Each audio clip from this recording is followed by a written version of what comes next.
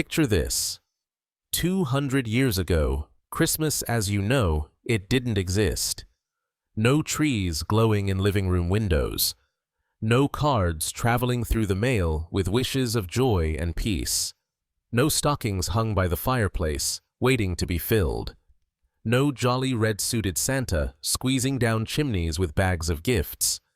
The day itself passed quietly for most people, barely noticed between the gray November cold and the promise of spring.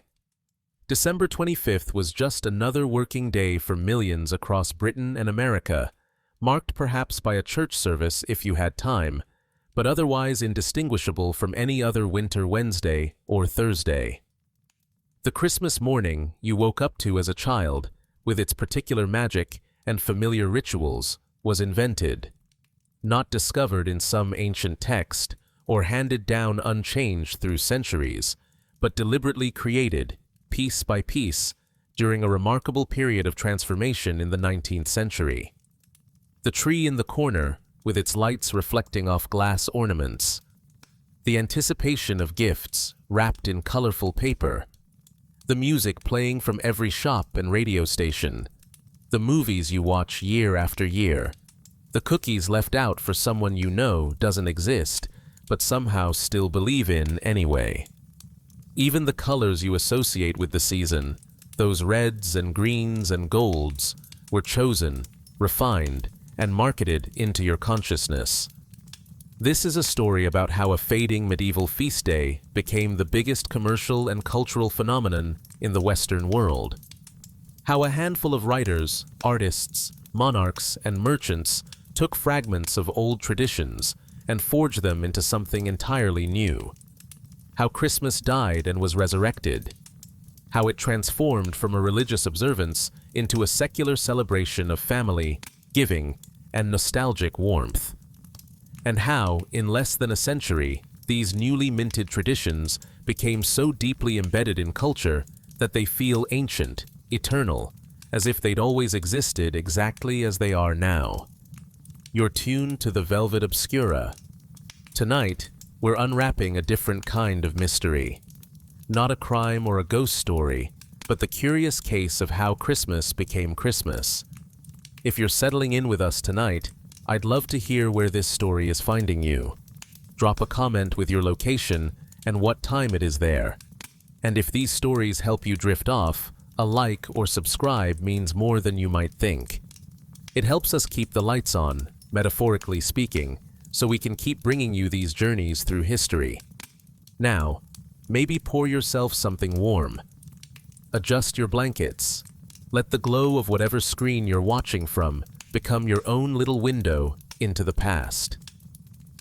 And let's ease into tonight's journey together, back to a time when Christmas looked nothing like this, when the holiday as you know it was waiting to be born. Close your eyes and try to imagine December in the year 1300.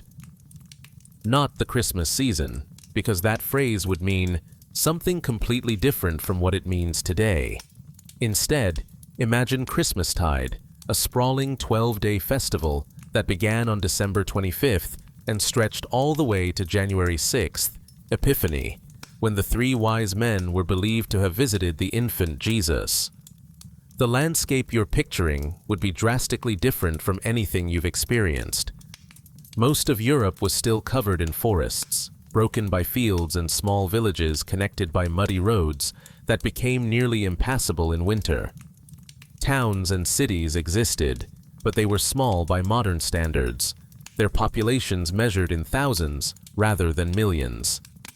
The vast majority of people lived in rural areas, working land owned by nobles and the church, their lives governed by agricultural cycles and the rhythms of the seasons.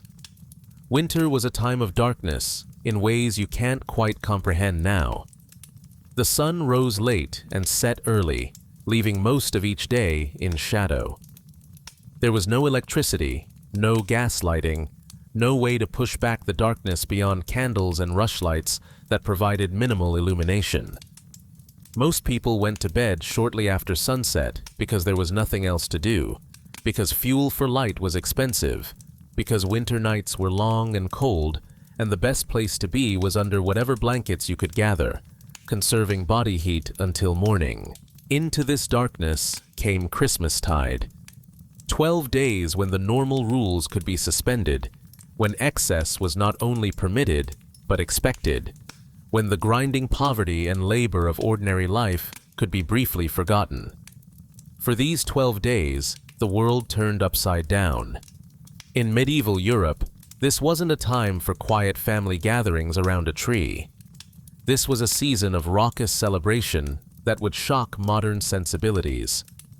The manor halls of wealthy lords filled with servants, tenant farmers, and traveling performers, all eating and drinking together in a temporary suspension of the rigid social hierarchies that governed the rest of the year. The Lord of Misrule, chosen by lot, presided over the festivities with mock authority, leading games and entertainment that often veered into territory we'd now consider quite inappropriate for a religious holiday. Imagine standing in the great hall of a medieval manor on Christmas Day.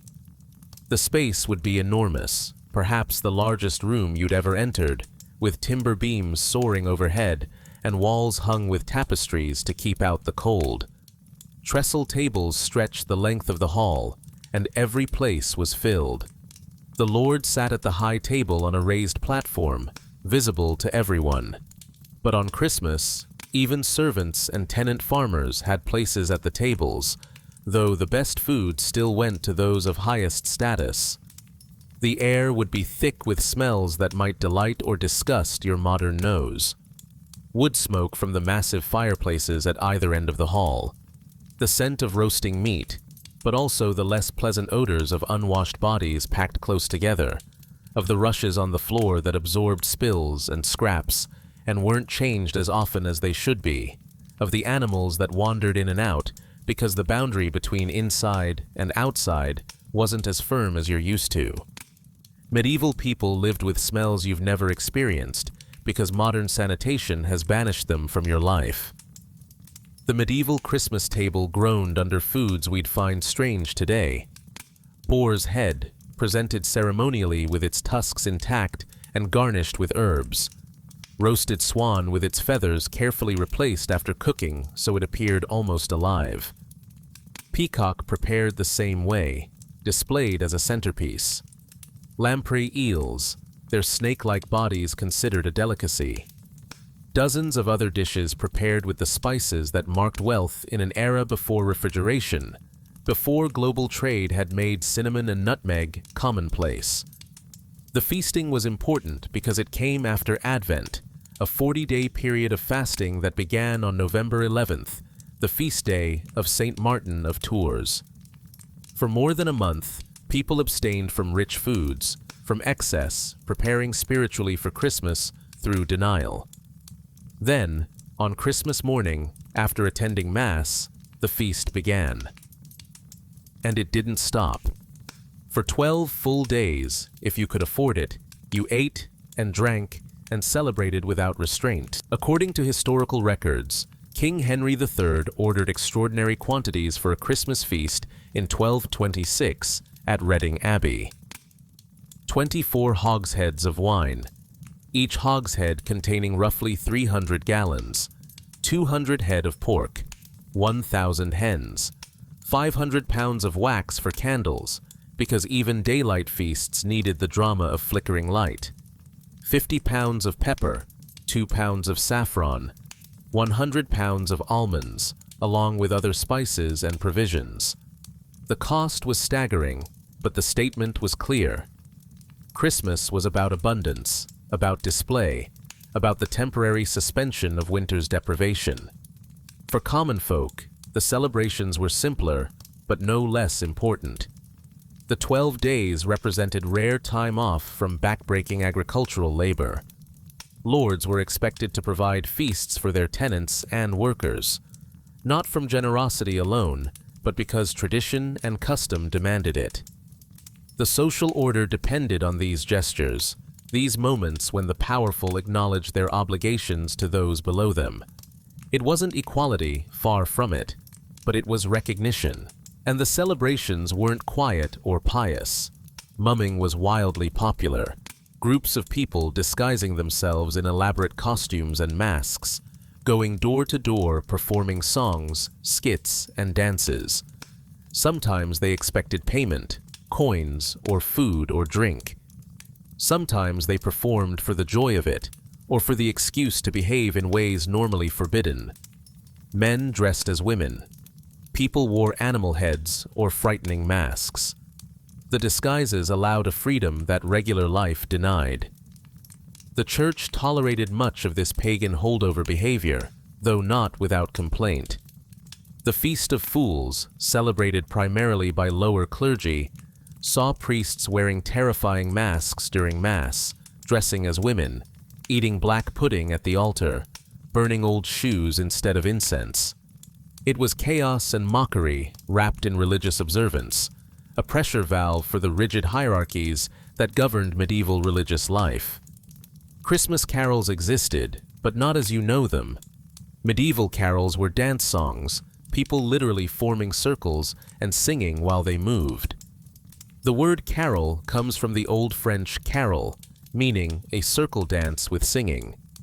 Many were banned from churches because they disrupted the serious religious services. The clergy wanted solemnity, prayer, reflection on Christ's birth. But the people wanted celebration, movement, joy. So the carols moved outside, into the streets and homes, where they evolved into the door-to-door singing tradition that survives today. By the 15th century, even as these traditions thrived in some places, Christmas was already changing. The Protestant Reformation would bring challenges. Reformers looked at the excess, the drinking, the pagan elements mixed into Christian celebration, and they saw corruption. When Puritans gained power in England in the mid-17th century, they actually banned Christmas, made it illegal to celebrate. Shops were required to stay open on December 25th. Anyone caught feasting or celebrating faced punishment. The ban didn't last, but the damage was done. When the monarchy was restored in 1660, Christmas came back, but it came back diminished. The grand medieval traditions had been interrupted. A generation had grown up without them. The holiday survived, but it survived transformed, uncertain, looking for a new identity. By the time the 18th century arrived, Christmas in Britain had become something strange. For the wealthy, it remained a season of some celebration, of hosting dinners and parties.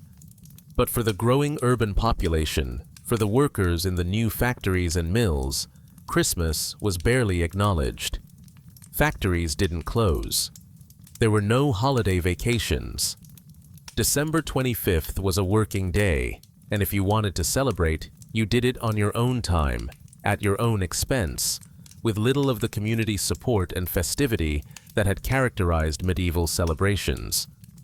The traditions that remained were fragmentary. Some people still brought evergreen boughs into their homes, decorating with holly and ivy as their ancestors had. Some sang carols, though fewer people knew the words or bothered to continue the practice. Some attended church services, though church attendance itself was declining. Some exchanged small gifts on New Year's Day rather than Christmas. But there was no coherent Christmas culture, no shared set of expectations about how the day should be celebrated. This is what had happened to Christmas by the time Queen Victoria took the throne in 1837. It was a holiday in decline, a fading memory of grander times, observed by some but ignored by many. The 12 days had shrunk. The feasting had diminished. The sense of community celebration had fractured under the weight of industrialization and urbanization. The Puritan suspicion of celebration hadn't entirely faded, leaving many middle-class families uncertain whether Christmas was appropriate at all. No one looking at Christmas in 1837 could have predicted what would happen next. No one could have imagined that within a few decades, Christmas would be completely reimagined, rebuilt from scattered fragments into something that would dominate the commercial and emotional landscape of Western culture. That the holiday was about to be invented again, this time with trees and cards and gifts and a fat man in a red suit.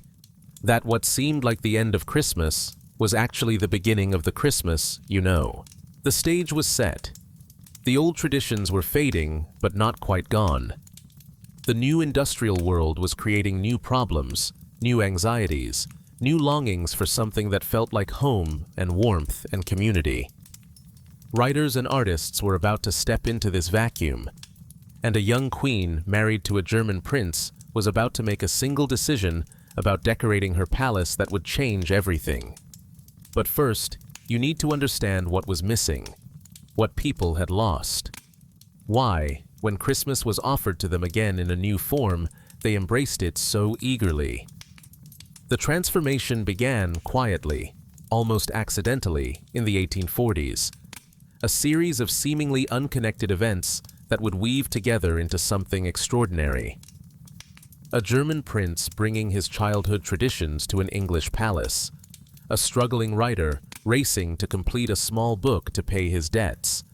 A business person commissioning an artist to create a holiday greeting card. None of them knew they were creating the modern Christmas. They were just trying to make their way through another English winter.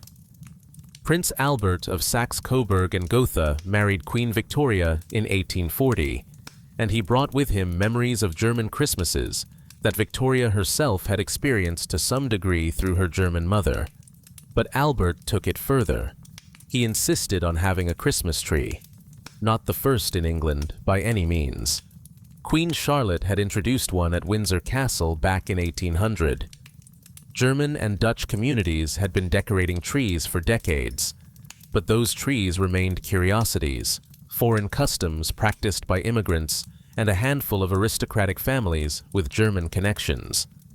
Albert's tree was different because of what happened next. In 1848, the Illustrated London News published a drawing of the royal family gathered around their Christmas tree at Windsor Castle. There they stood, Victoria and Albert and their children, surrounding a tabletop tree decorated with candles, small gifts hanging from branches, the whole family clearly delighted by the sight. The image was copied, reprinted, distributed across Britain and eventually America. And suddenly, having a Christmas tree wasn't foreign or strange. It was what the royal family did. And if it was good enough for the Queen, it was good enough for everyone else. Within a few years, Christmas trees began appearing in middle-class homes across Britain. Small at first, tabletop affairs that could be decorated with homemade ornaments, strings of cranberries, gingerbread cookies tied with ribbons. The wealthy could afford purchased decorations, but most families made their own, turning tree decoration into a family activity that brought everyone together. By 1853, advertisements for manufactured tree ornaments began appearing in magazines. The Christmas tree industry had been born.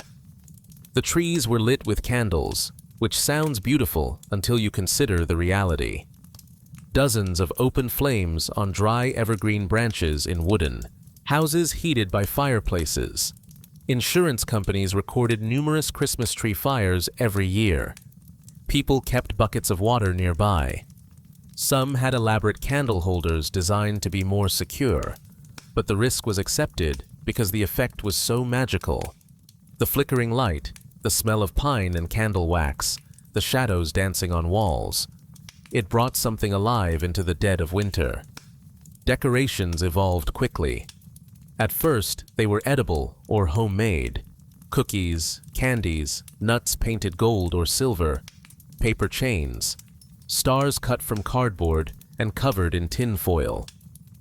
But by the 1860s, German manufacturers were producing blown glass ornaments in shapes like birds, fruits, angels, stars. They were expensive at first, luxury items. But as production increased and techniques improved, they became more affordable. The Victorian Christmas tree began to look more like what you'd recognize, laden with ornaments that caught and reflected candlelight, creating a centerpiece for family celebration. But the tree alone didn't make Christmas. What made Christmas was the sentiment surrounding it, the idea that this was a special time for family, for charity, for putting aside the harsh realities of industrial life and reconnecting with something warmer, something more human. And no one expressed that sentiment more powerfully than Charles Dickens. Dickens, in 1843, was desperate. His previous books weren't selling as well as he'd hoped. His publisher was threatening to reduce his payments.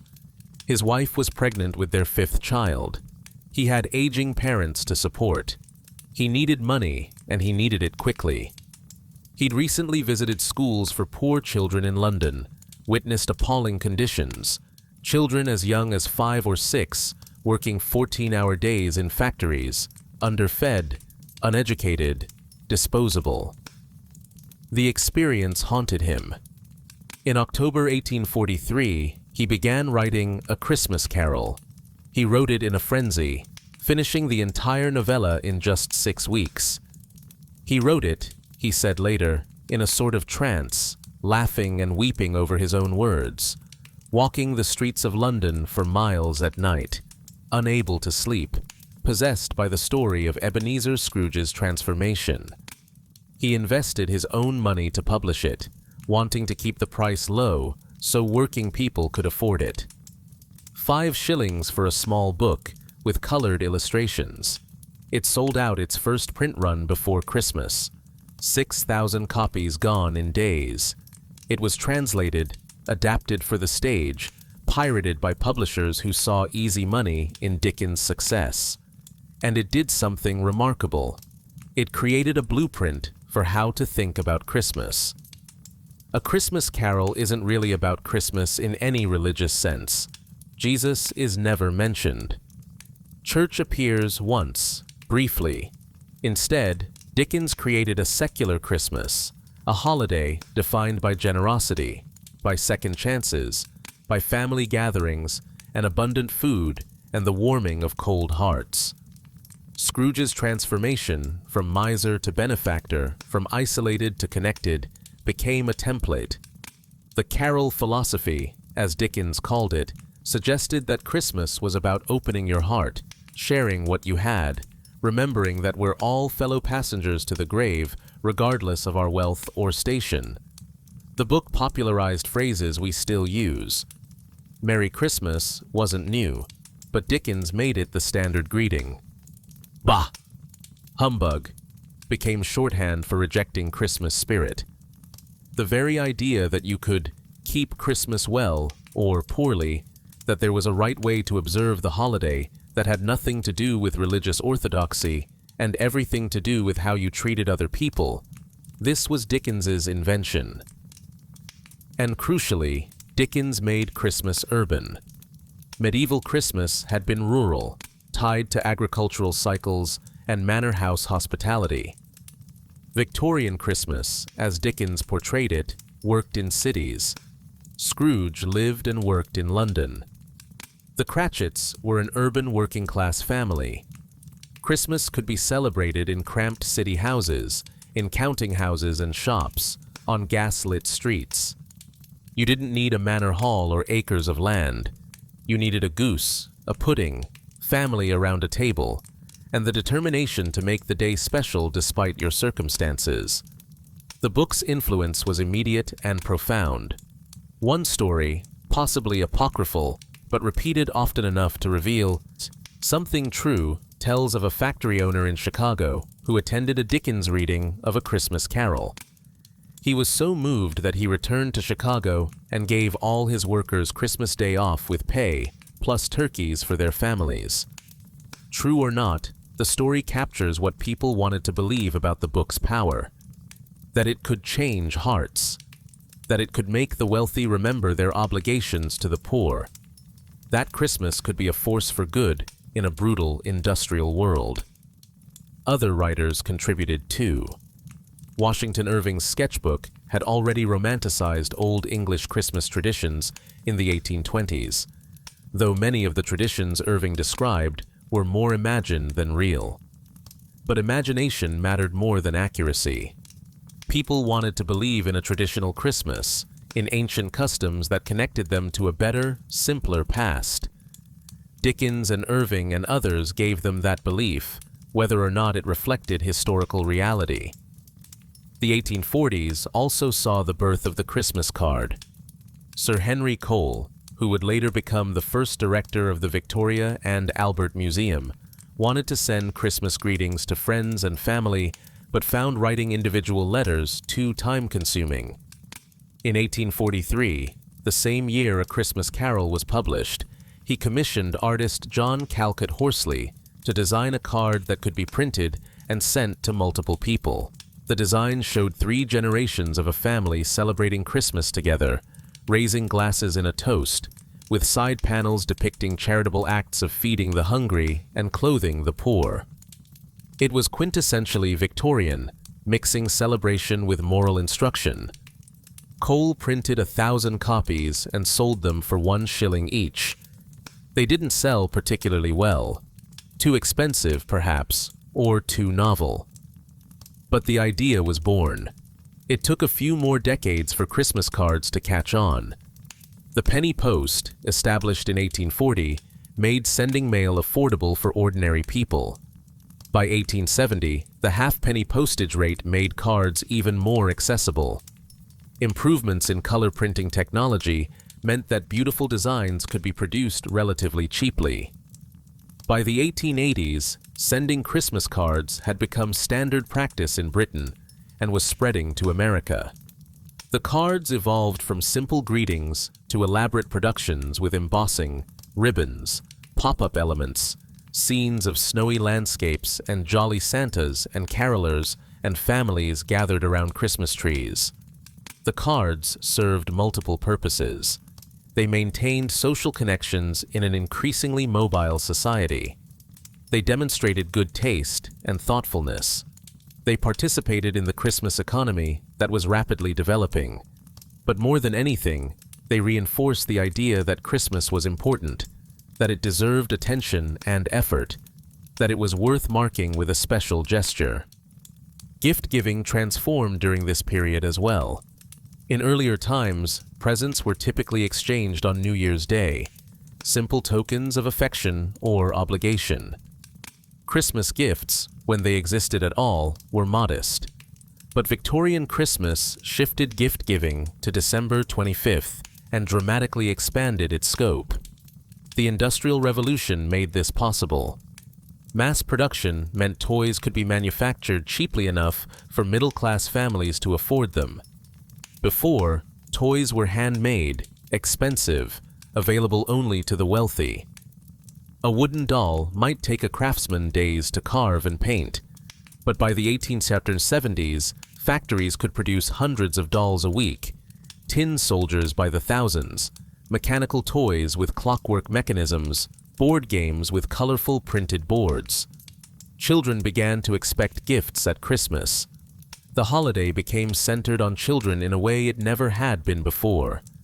Victorian sentimentality about childhood innocence combined with parental guilt about the harsh realities of industrial life to create enormous pressure to make Christmas special for children, to give them something, even if you could barely afford it. For poor families, a Christmas stocking might contain an orange, a few nuts, maybe a small toy.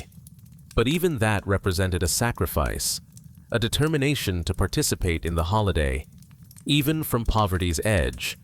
The tradition of unwrapped gifts displayed on tables or under trees gave way to wrapped presents in the 1870s. Wrapping paper became commercially available, designed specifically for Christmas. The ritual of unwrapping, the anticipation of discovering what's hidden, became part of the experience. Opening presents turned into an event, a performance for the family gathered around. Christmas dinner evolved too. Medieval feasts featured boar's head and swan. Early Victorian Christmas might center on goose, what Bob Cratchit's family ate in A Christmas Carol. But turkey, which had been available in Britain since the 16th century after being brought from the Americas, began to dominate by the 1850s. Turkey was larger than goose, could feed more people, and became more affordable as farming methods improved. The Christmas turkey became such a standard that goose clubs emerged, essentially savings schemes where working-class families paid small amounts throughout the year so they could afford a bird for Christmas dinner. Some employers gave turkeys as Christmas bonuses. The bird at the center of the table became a symbol of abundance, of successful provision, of family gathered to share a meal that exceeded daily fare. Christmas pudding, a dense mixture of dried fruits, suet, eggs, and alcohol, steamed for hours until dark and rich, became traditional. Victorian families added silver coins to the pudding, everyone hoping to find one in their slice as a promise of good luck for the coming year. The pudding was brought to the table flaming, brandy poured over it and set alight, the blue flames dancing as it was carried in darkness to applause.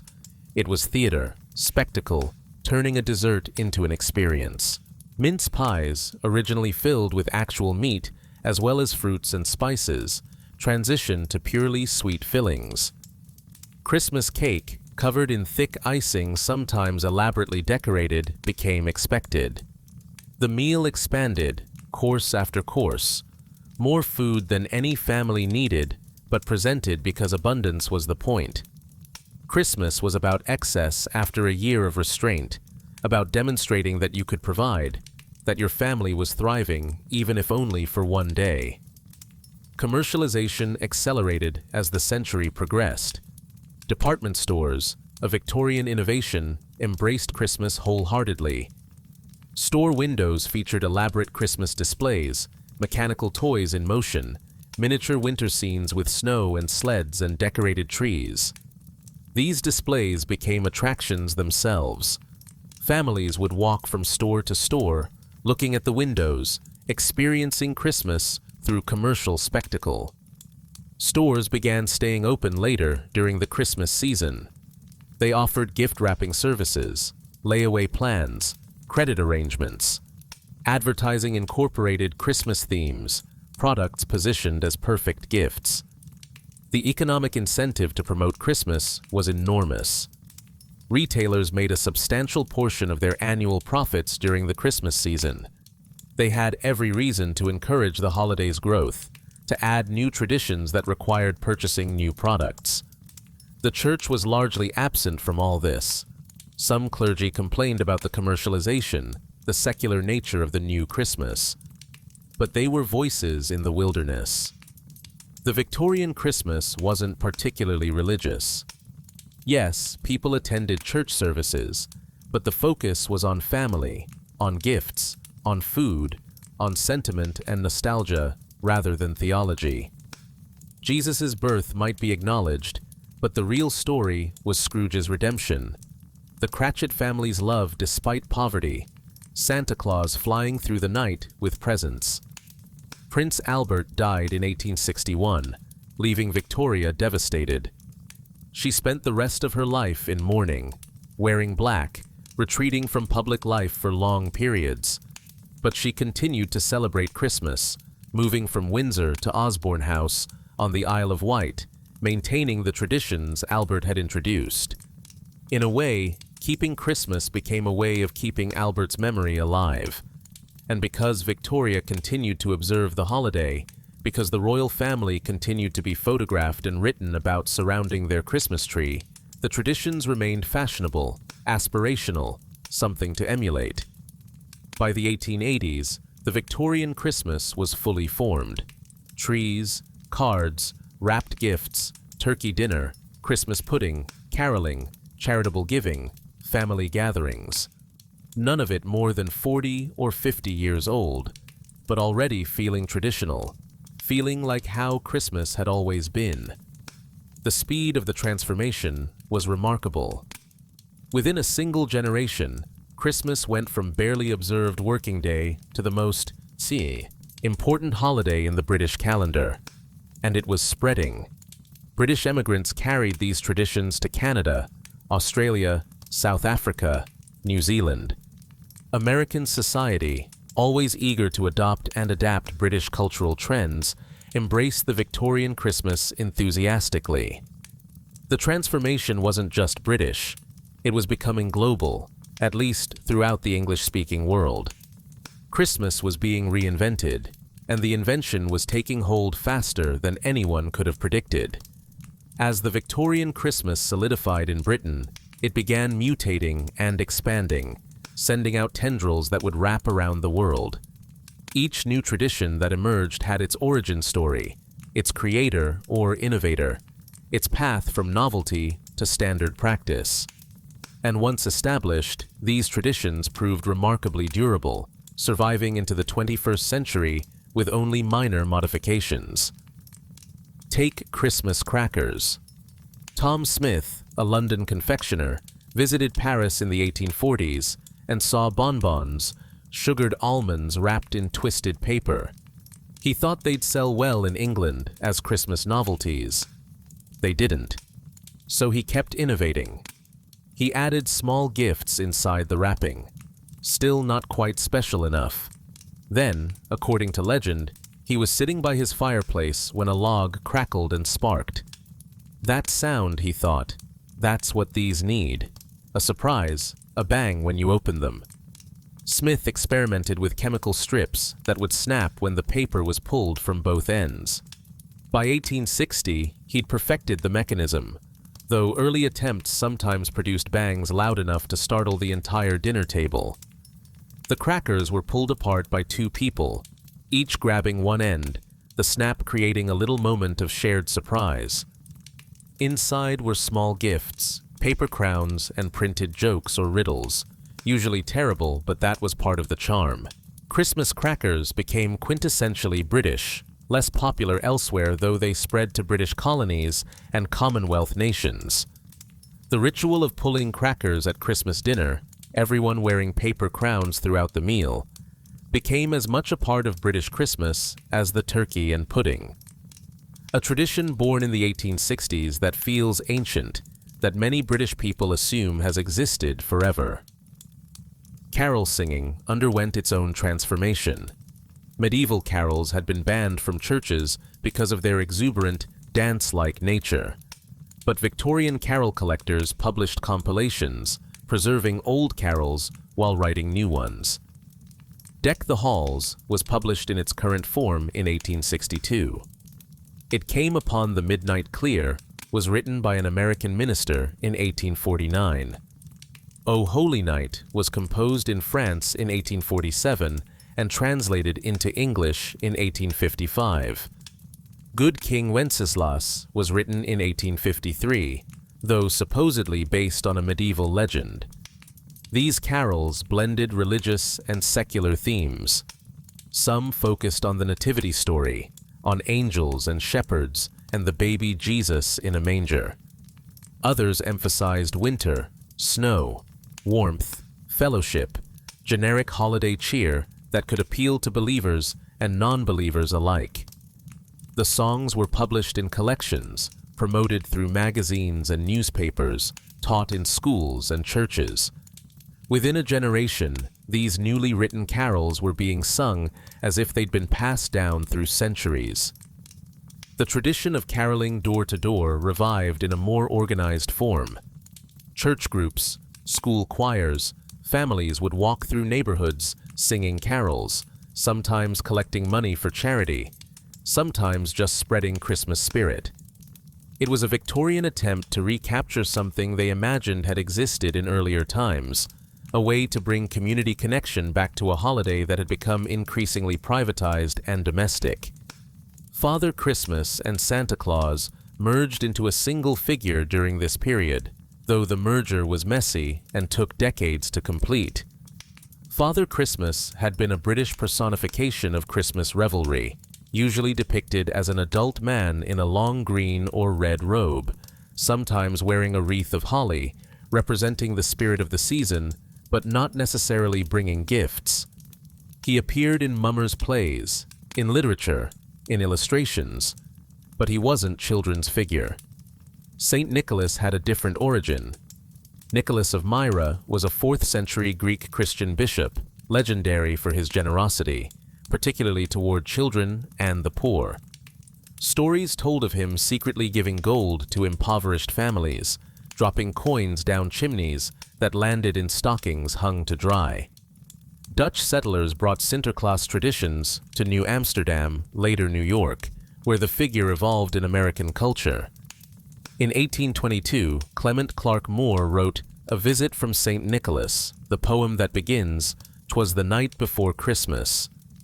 Moore described St. Nicholas as a jolly, rotund figure who arrived in a sleigh pulled by 8 reindeer who entered homes through chimneys to leave presents for children. The poem was published anonymously at first and spread rapidly through American culture. It created a visual image of Santa Claus that hadn't quite existed before, small enough to fit down chimneys, cheerful, specifically associated with bringing gifts to children on Christmas Eve.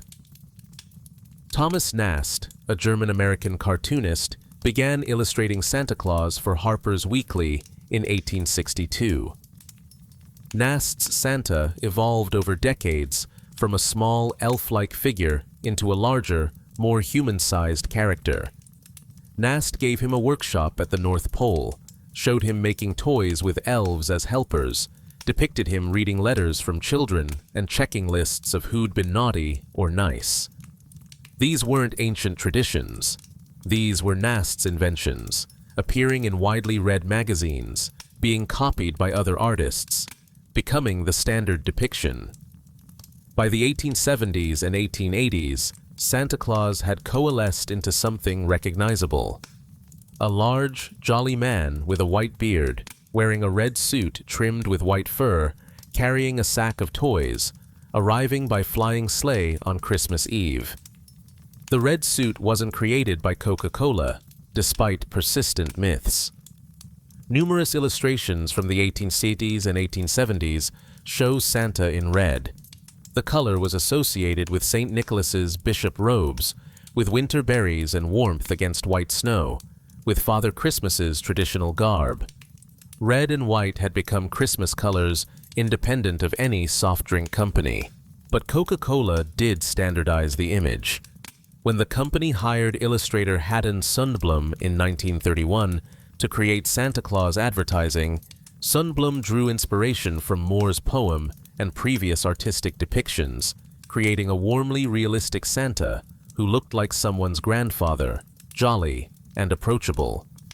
Sundblom's Santa appeared in Coca-Cola advertisements from 1931 through 1964, becoming the most widely distributed image of Santa Claus in the world.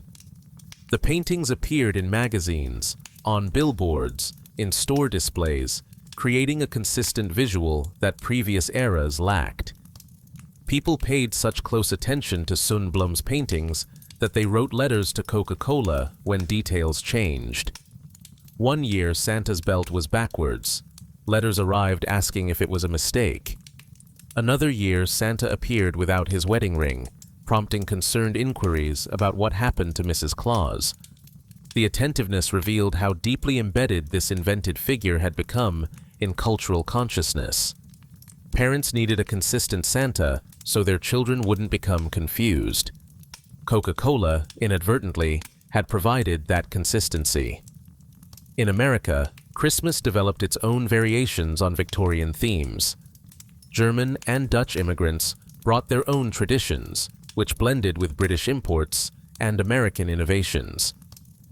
Christmas trees spread rapidly once the custom crossed the Atlantic. By the 1850s, commercial tree farms were operating. By the 1870s, you could buy a tree from street vendors in major cities. Ornaments, lights, tree stands, all became commercial products marketed specifically for Christmas. American Christmas became more commercial faster than British Christmas, perhaps because American culture was less constrained by tradition, more comfortable with constant innovation and marketing. Department stores like Macy's hired actors to portray Santa Claus for children, creating the department store Santa tradition. Thanksgiving, an American holiday without direct British equivalent, became the unofficial start of the Christmas season, the day when stores began Christmas decorations and advertising. American Christians wrestled with the secular nature of the developing Christmas. Some denominations had never celebrated it, viewing it as too pagan or too Catholic. Slowly, most American churches accepted Christmas, incorporating it into their liturgical calendar, but they struggled with what Christmas was becoming. A holiday about gifts and Santa Claus and shopping seemed to have little connection to Jesus' birth. But the broader culture had made its choice. Christmas would be both religious and secular, would accommodate both those attending midnight mass and those merely enjoying a day off work with presents and a special meal. The question of what Christmas meant, religiously or culturally, would remain contested throughout the 20th century and beyond. But by 1900, the practical question of what you did at Christmas had been answered. You decorated a tree, you sent cards, you bought and exchanged gifts, you cooked a special meal centered on turkey or ham. You attended church if you were religious, or you didn't if you weren't, and either way, you participated in the secular celebrations. You told children about Santa Claus, helped them write letters, explained the connection between good behavior and presents. You sang carols, whether you believed the religious content or not. The 20th century would add new layers. Electric lights replaced candles on Christmas trees, making them safer and more spectacular. Artificial trees, introduced in the early 1900s, slowly gained acceptance despite initial resistance from those who considered them cheap and fake. Christmas music became a commercial industry, with new songs written and recorded specifically for the holiday market. White Christmas, Rudolph the Red-Nosed Reindeer, The Christmas Song, Jingle Bell Rock, dozens of others, creating a soundtrack for the season. Film and television would reinforce Christmas traditions, showing idealized versions of celebration that became models for real-life practice. It's a Wonderful Life, Miracle on 34th Street, A Charlie Brown Christmas, countless others, each adding to the cultural definition of what Christmas should look like, how it should feel. The same scenes repeated: family gatherings, gift exchanges, snow-covered houses with lights, Santa Claus, redemption, the triumph of love and generosity over greed and cynicism. Advertising would become increasingly sophisticated, associating products with Christmas emotion, creating desire through sentimental imagery. Coca-Cola's Santa was just the beginning. Every company wanted to capture Christmas, to connect their products with the warm feelings the holiday generated. The advertising often worked because it tapped into genuine longing for connection, for meaning, for something that transcended ordinary commercial transactions. The tension between Christmas's commercial and spiritual dimensions would never resolve. Every generation would produce critics complaining about excessive commercialization, about the real meaning of Christmas being lost. Every generation would produce defenders arguing that gifts and celebration, and even commercial elements, could carry genuine meaning, could be expressions of love and care rather than mere consumerism. The debate would continue because both sides were right. Christmas had become thoroughly commercial while remaining emotionally and spiritually significant to billions of people. By the late 20th century, Christmas had spread far beyond its Christian origins and Victorian reinvention. Countries with minimal Christian populations celebrated Christmas as a secular holiday. In Japan, eating Kentucky Fried Chicken became a Christmas tradition, the result of a successful 1970s marketing campaign. In India, Christmas was celebrated with local variations, decorating mango trees instead of pine. In Australia, Christmas came during summer, celebrated with beach barbecues and outdoor activities that would mystify anyone expecting snow and fireplaces. The holiday had become global, had been adapted to countless cultures and contexts, had proven flexible enough to accommodate wildly different practices while maintaining core elements. Everywhere, gifts were exchanged. Everywhere, special meals were prepared. Everywhere, Christmas was marked as distinct from ordinary time, as special, as worth celebrating whether or not you believed in the religious story that nominally inspired it. The Christmas you experience today, whether celebrated religiously or secularly or not at all, exists because of choices made in the 1840s through 1880s. Because Victoria and Albert decided to put a tree in Windsor Castle. Because Charles Dickens needed money and wrote a book about redemption.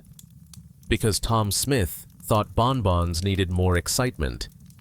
Because artists and writers and merchants and parents decided Christmas mattered, decided it was worth rebuilding, decided the fragments of old traditions could be combined with new inventions to create something meaningful. None of it was inevitable. Christmas could have remained a minor religious holiday, could have faded entirely like so many other feast days. Instead, it was consciously, deliberately revived and transformed. What feels ancient and traditional is mostly Victorian, created by people trying to solve very modern problems: urban isolation, industrial dehumanization, the loss of community in a rapidly changing world.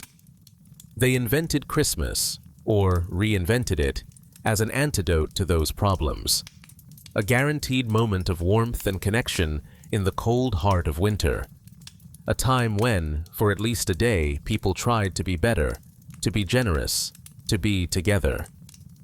Whether that antidote works, whether Christmas actually delivers on its promises, varies from person to person, year to year. But the attempt continues. Every December, billions of people participate in traditions invented less than 200 years ago. Traditions so deeply embedded now that they feel eternal. Every December, trees go up, lights come on, gifts get wrapped, carols get sung. The machine of Christmas, built in the Victorian era and refined ever since, cranks into motion. And for a few weeks, the world believes again in the possibility of magic, in flying reindeer and impossible generosity, and the transformation of cold hearts into warm ones. As you drift towards sleep, consider how remarkable all of this is. The Christmas tree glowing in your window, if you have one, didn't exist in most homes 200 years ago. The presents underneath it weren't a Christmas tradition. The cards you've sent or received, the music playing from speakers, the movies you watch every year, the cookies shaped like Santa and reindeer, the lights wound around railings and trees, the inflatable decorations in yards, the shopping and wrapping and cooking and celebration, all of it invented, all of it relatively new. The Victorians would recognize your Christmas, mostly. The tree, yes, though your electric lights would astonish them. The gifts, certainly, though the quantity and commercial wrapping would seem excessive. The turkey dinner, the carols, the cards, all familiar. But they'd be confused by much else. The television specials, the elaborate light displays, the shopping malls, the online ordering, the cynical commercialism mixed with genuine sentiment. Christmas has continued evolving since they invented it. What would medieval celebrants think of modern Christmas? They might recognize fragments. The feasting, though your meal would seem modest compared to their 12-day celebration. The evergreen decorations. The charitable impulse, though directed differently. But the focus on children, the emphasis on gifts, the domesticity of it all, the quiet family celebration instead of community revelry, this would be alien to them. Modern Christmas is Victorian Christmas with 20th and 21st century additions, not medieval Christmas preserved. The religious dimension remains contested. Some Christians have reclaimed Christmas, insist on keeping Christ in Christmas, resist secular interpretations. Others accept the dual nature of the holiday, the religious and secular coexisting, sometimes harmoniously, sometimes uneasily. Many celebrate Christmas with no religious intent whatsoever, participate in traditions for cultural or familial reasons, for the ritual and warmth rather than any theological significance. The holiday is large enough to accommodate all of them. What's remarkable is how quickly invented traditions became traditional. Within 2 generations, Victorian Christmas innovations felt ancient. The Victorians themselves were nostalgic for a medieval Christmas that largely existed in their imagination. We're nostalgic for a Victorian Christmas we've never experienced, reconstructed from literature and images and family memories. Christmas trades in nostalgia, in longing for some golden age when celebration was purer, simpler, more meaningful. But that golden age is always in the past, always just out of reach. Every generation creates its own Christmas, then looks back fondly on it once it's gone. Your memories of Christmas, whatever they are valid regardless of whether they match anyone else's experience. Some people have warm associations, some have difficult ones, some feel ambivalent. Christmas promises universal joy, but delivers individual experience. The gap between the promise and reality can be painful. But the promise persists, renewed every year. The hope that this Christmas will be different, will match the idealized version, will bring the connection and peace and magic the carols and movies and decorations suggest. The creators of Victorian Christmas couldn't have imagined what they started.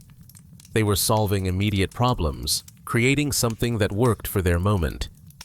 But they created traditions flexible enough to survive radical changes in technology, society, culture.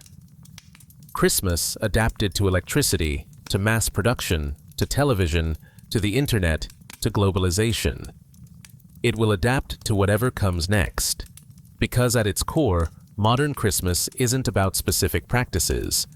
It's about the desire for warmth in darkness, for generosity in scarcity, for connection in isolation.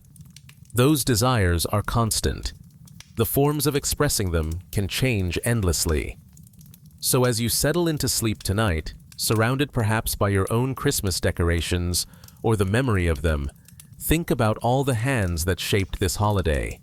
The medieval lords who hosted feasts for their tenants, the Puritan reformers who tried to kill Christmas and failed, the Victorian writers and artists and merchants who rebuilt it, the generations of parents who participated in traditions they didn't quite understand, passing them to children who would pass them forward again, each generation adding small modifications, each believing they were preserving something ancient rather than continuing something relatively new. Christmas became what it is through accumulated choices, through individuals and families and communities deciding what mattered, what was worth keeping, what could be discarded. It became what it is through commercialization and resistance to commercialization, through religious devotion and secular celebration, through high art and crass marketing, through genuine sentiment and calculated manipulation. All of it mixed together, impossible to separate, creating something that works despite being messy and contradictory and often hypocritical. You're part of that story now. Whatever you do or don't do with Christmas, you're participating in or reacting to traditions invented by Victorians imitating a medieval past that never quite existed, all in service of needs that remain as urgent now as they were then. The need to mark time, to celebrate survival, to express love through ritual, to believe, for at least one day, in the possibility of transformation. Thank you for spending this time with me tonight. If these stories help you drift off, I'd really appreciate a like or subscribe. It helps us keep bringing these journeys through time to you. And I'm always curious to hear from you. Drop a comment with where you're listening from, what Christmas means to you, whether you celebrate it or not. Your stories add to the ongoing story of this strange, wonderful, invented holiday. The lights are twinkling somewhere, even if only in memory. The carols are playing softly, even if only in your mind. And somewhere, in the darkness of winter, people are gathering, are giving, are trying to create warmth against the cold. just as they have for nearly 200 years now, just as they probably will for centuries more. Sweet dreams and Merry Christmas, however you choose to define it. May your sleep be peaceful, your dreams be bright, and may you wake to whatever version of the holiday brings you comfort and joy. Good night.